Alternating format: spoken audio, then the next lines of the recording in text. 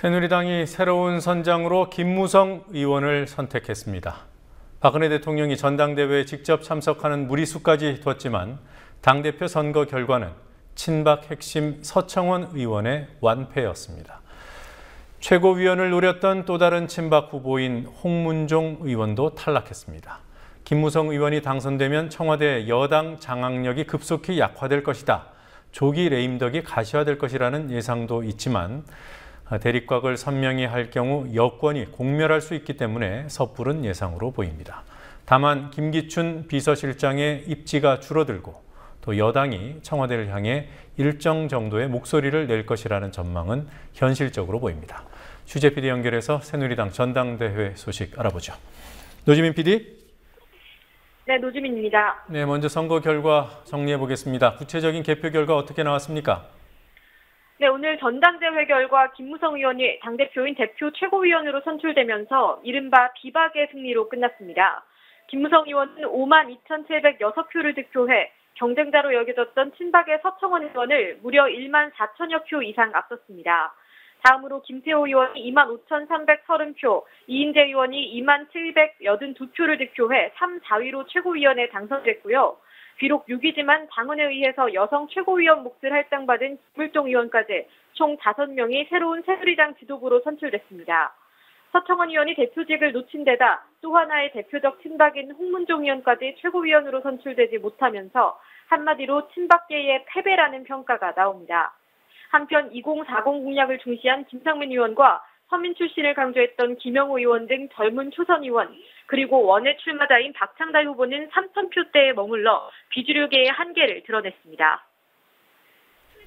네, 박근혜 대통령이 전당대회에 참석한 효과가 별로 없었던 것 같습니다. 아무래도 민감한 시기인데다 이례적인 참석이어서 친박 후보 지지의 성격으로 해석이 되지 않았습니까? 네, 이번 전당대회가 친박 대 비박 구도로 이루어진 만큼 대통령의 전당대회 참석 자체가 친박 밀어주기로 해석됐습니다. 하지만 예상외로 친박 좌장인 서청원 의원이 대표직을 놓치면서 박근혜 대통령은 작심이 더 이상 통하지 않는다는 현실을 확인한 셈이 됐습니다. 하지만 전당대회에 참석한 박 대통령이 동작 1 출마 예정자인 나경원 전 의원과 반갑게 인사를 나누는 모습이 노출되는 등 재보궐선거 반칙 논란은 계속되고 있습니다. 네. 자, 대통령의 전당대회 참석은 2008년 이명박 대통령 이후 6년 만이더군요. 대통령이 여당 전당대회에 참석한 전례가 과거에는 종종 있었습니까? 네, 전두환, 노태우 전 대통령은 재임 중에 전당대회에서 총재로 선출됐고요. 김대중 전 대통령의 경우 새천년 민주당 창당대회에 축사차 참석했습니다. 반면 노무현 전 대통령은 당청 분리를 강조하며 전당대회에 불참했는데요. 이명박 대통령이 임기 말인 2008년 한나라당 전당대회에 참석하면서 8년 만에 여당 전당대회 참석 전례를 이어갔습니다. 이 전 대통령은 당대표를 겸직하지 않고 전당대회에 참석한 첫 차례이기도 합니다. 자, 언론에서는 김무성, 서청원 두 후보자가 치열한 접전을 벌이고 있다 이런 보도를 했습니다만 결과는 김무성 의원의 압승이었습니다.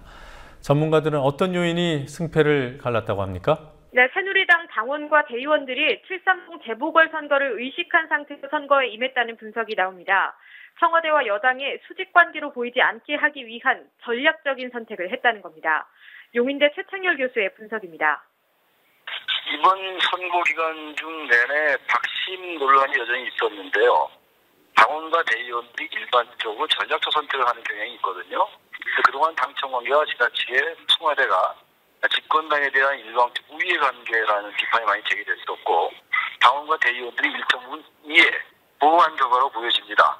그리고 재보궐선거를 앞두고 있는 상황에서 더 이상 이런 상태로 당청 관계가 일방적인 관계로 간다면 선거에도 상당히 안 좋은 영향을 끼칠 수 있을 거라는 생각을 했다고 보고 바로 이러한 결과가 서 후보와 김무성 후보와의 표차를 크게 많이 벌려놓은 결과로 보여집니다.